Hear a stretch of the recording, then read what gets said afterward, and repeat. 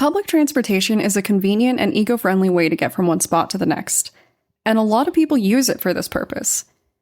You might be catching the train to head over to work or hopping on the light rail to get to school. Buses and other forms of transportation are so common that in the UK alone, billions of rides are taken annually.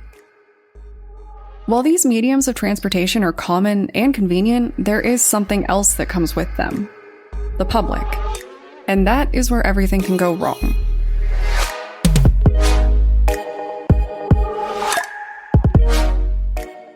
My name is Brienne, and I'm the host and creator of Among the Dirt and Trees, a show where we explore true crime cases that occur out in nature. Today's episode is a follow-up to the previous episode on the murder of Millie Dowler, so if you haven't listened to that one yet, go check it out and then come back. In part 2, we are going to focus more on Levi Bellfield, the bus stop killer, and his long list of victims.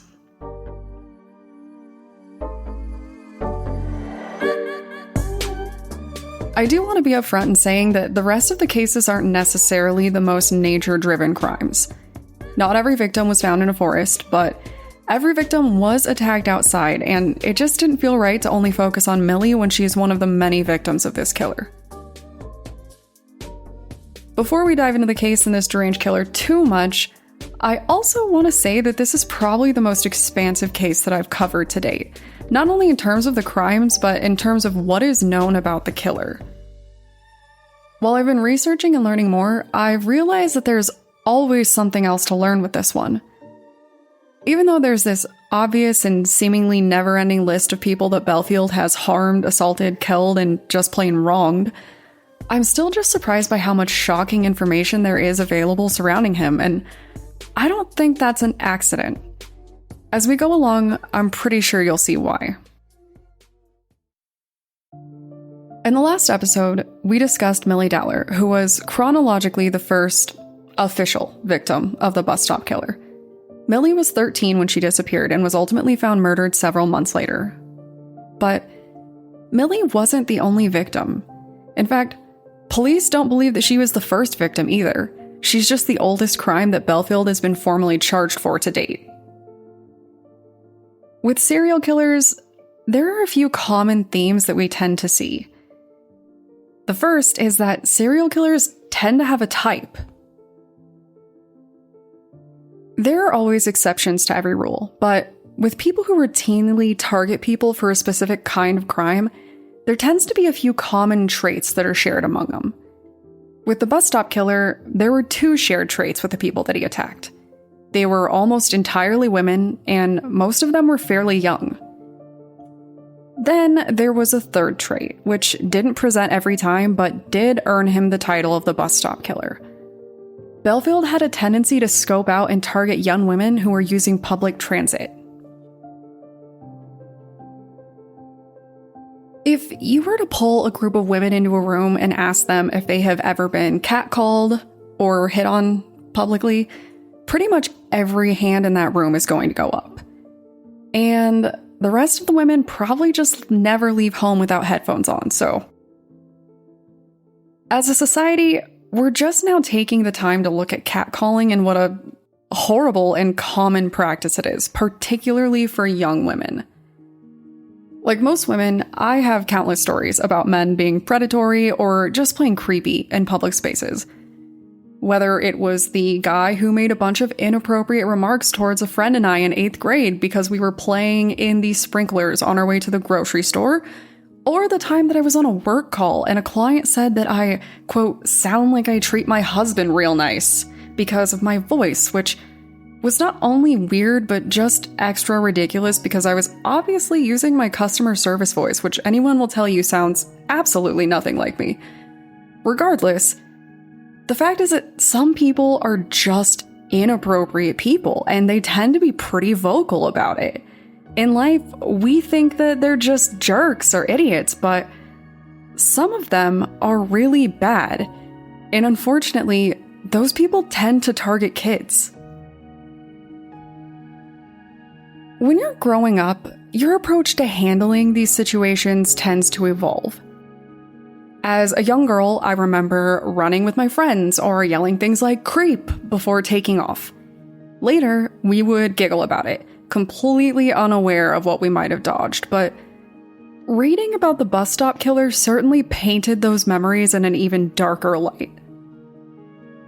Bellfield's penchant for frequenting bus stops was, I think, his way of specifically targeting women who likely weren't old enough to drive. School children were often more dependent upon these forms of transportation, and while I can't guarantee that's why he did it, it seems like it would line up. When he approached women in these spaces, the story seemed to change. Sometimes he would flat out try to hit on the girls. Other times he would try to give them a fake story and offer them a ride home. No matter what, the common theme with him was that he would attempt to get these young women into his car, and whether it worked or not, there was generally violence involved.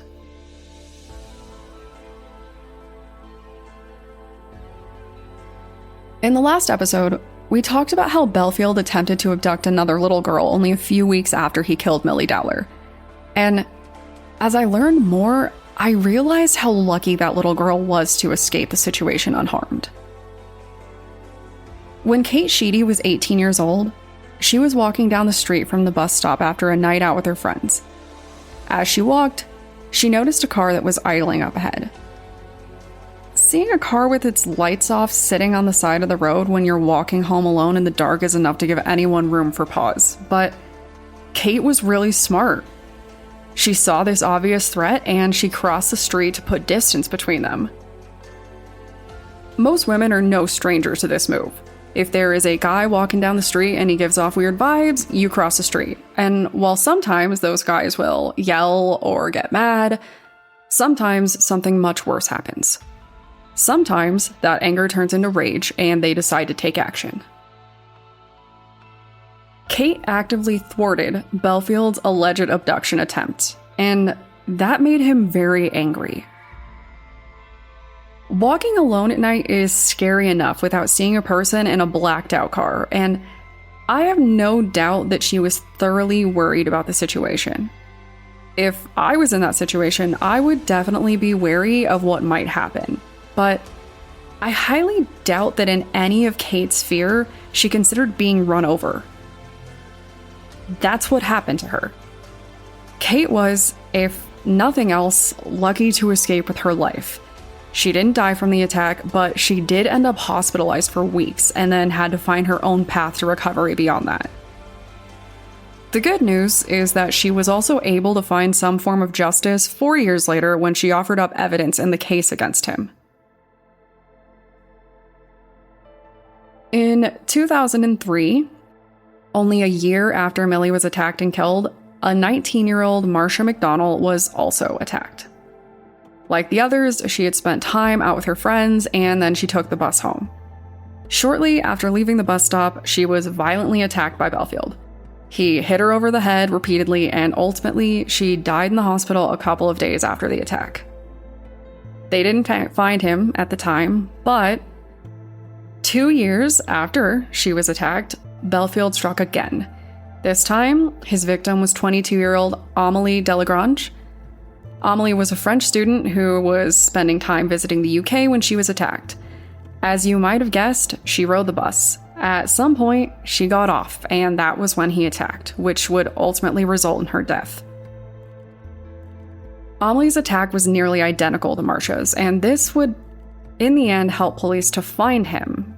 But it wasn't that straight of a path. When you look at the similarities between these cases, you kind of have to begin to wonder what kind of person would do this. What would lead someone to hunt down young women at bus stops? What kind of person is so comfortable with such extreme acts of violence, particularly in public? The answer, according to the police, lies in the personality profile of Bellfield. When I took forensic psychology in school, the first day, my teacher made it clear that being a criminal profiler wasn't a real job anymore. And I remember being really shocked by this. In every kind of crime TV, the obligatory criminal profile scene is always there. We all wait for it. Most of us in the true crime community can probably spit the lines out before they even happen. We know the drill, right? It's always like, he was a loner. He would have been prone to violent acts throughout his lifetime. He likely grew up feasting on the souls of kittens and never mastered potty training. Like, the usual. It's the same spiel pretty much every time. So I was saddened to learn that this wasn't really a job. And then I just realized that it's probably just a part of the job. At some point, experience and psychology probably come together to help detectives know who they're looking for. And it's not like criminal profiles are even always accurate, so I guess it makes sense. For Bellfield, the profile wasn't something that police were coming up with. It was something that they received after interacting with him, and it was pretty disturbing, to say the least.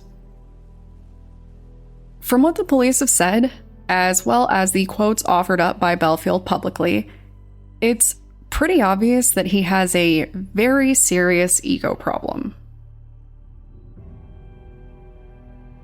Police actually said that Bellfield believed that he was God's gift to women, and when I first read that, I almost wanted to laugh. And then I learned some pretty concerning things. From what we can see of Bellfield on paper, he has nothing to offer, really. He didn't have a fancy job or any area where he really seemed to excel. There's no record of him being exceptionally intelligent, and, well, I will let you look up the photos of him yourself. The point is, I read this and I thought, God's gift to women? Bruh, where? And then I learned about his dating history. Bellfield has a shockingly long list of lovers. He had girlfriends, he had wives, and according to reports, he had a lot of them at the same time. Bellfield has 11 children scattered among various women, which is even more concerning considering his predatory nature regarding women. And then I learned more. After Bellfield was arrested, his exes seemed a lot more open to talking, and apparently Bellfield had basically taken a page out of the narcissistic lover's playbook. The women who spoke up all had a similar story. First, he would be unbelievably sweet and charming. He would shower them in love and affection. It would be like something out of a movie. For those of you who don't know about this toxic practice, it is called love bombing. When a narcissist seeks out a new victim, they will spend all their time building a completely ridiculous standard of behavior.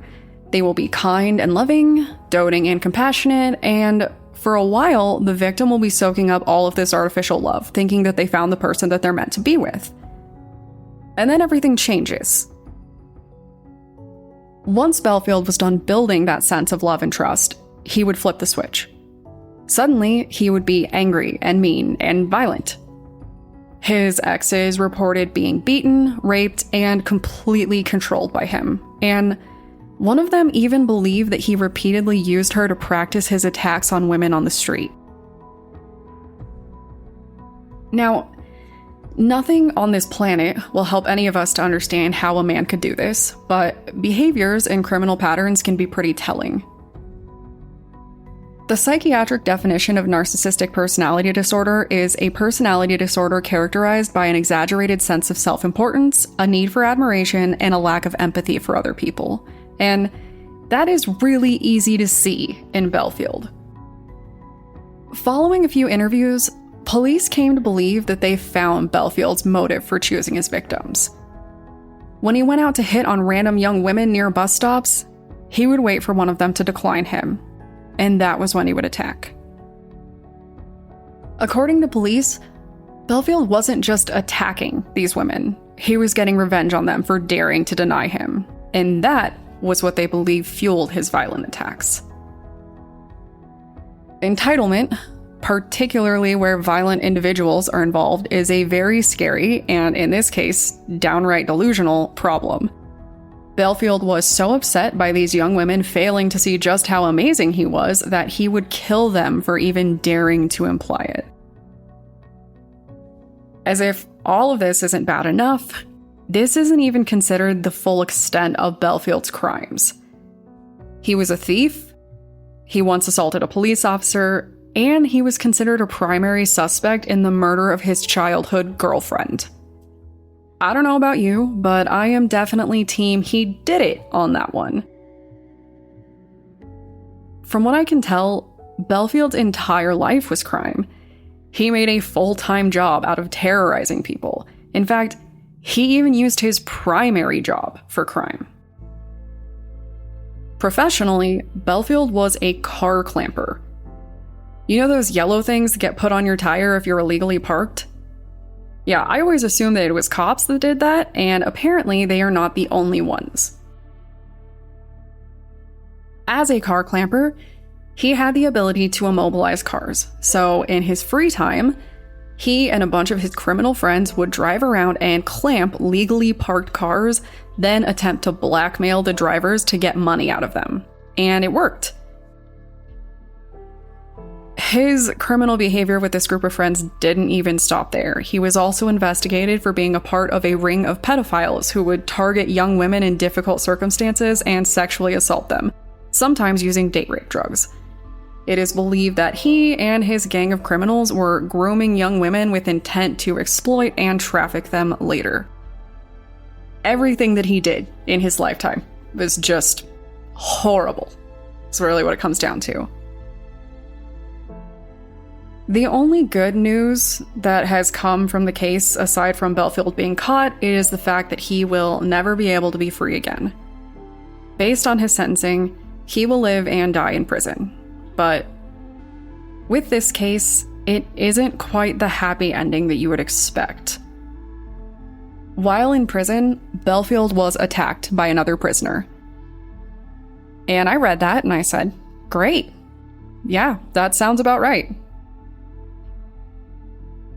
And then I realized that it was a really bad thing because he actually managed to win a suit against the prison for failing to protect him. And with that came money. A later letter to his friend would brag about how well he was living and how luxurious his life was, living off of the money that he won. Even worse, Bellfield has been accused of falsely hiding behind religion to gain access to better circumstances while in prison. I hate mentioning this while Ramadan is going on, but Bellfield reportedly converted to Islam under what is believed to be completely fake circumstances in order to be able to receive better food and more free time in prison. I'm not sure how this works or if it is a valid point of concern, but I have to say that from everything else we know about this killer, he certainly doesn't seem like he would be above exploiting a religion if it meant that he could gain anything by it. It's awful to think that a man could be parading behind someone else's faith, but Bellfield certainly seems the type, if anything. From what we know, it's pretty obvious that Bellfield takes a lot of joy in playing with the justice system, a fact which police have routinely stated. Personally, I believe the reason that we know so much about this killer is because he wanted us to, and that, kids, is textbook narcissism. Bellfield was happy to share quotes, happy to brag to cellmates, and all around happy to gloat. The consequence of this is a killer who has a reasonably large public appearance. He is believed to have been involved in countless other crimes. He has even confessed to some crimes off the record, then claimed it never happened when police brought it up again. It seems like everything is just a very twisted game to him. What we do know is that he has had a violent obsession with women that has spanned decades. But at least we can all rest easier knowing that he will never be free again. Ultimately, he has proven to be a man who will always do whatever he can to get what he wants in the worst possible way. His blatant disregard for human life and his rage towards women has touched countless lives in the worst way possible. But at least he was finally caught. At least one less sick person is stalking the streets looking for victims. I know that it should never be on us to protect ourselves at night against this kind of activity. In a perfect world, people like this wouldn't exist, but I really hope that every single one of you is careful and has some kind of means of protection when you walk home alone at night, because you really never know who might be watching you. In the event that you want to talk true crime or see what other true crimey content I'm making, feel free to look me up on Twitter or Instagram using the tag @datpod. And if you want exclusive access to ad-free episodes, fun extras, and the community Discord, feel free to become a patron at patreon.com/like and inscribe. Until next time, guys, stay safe.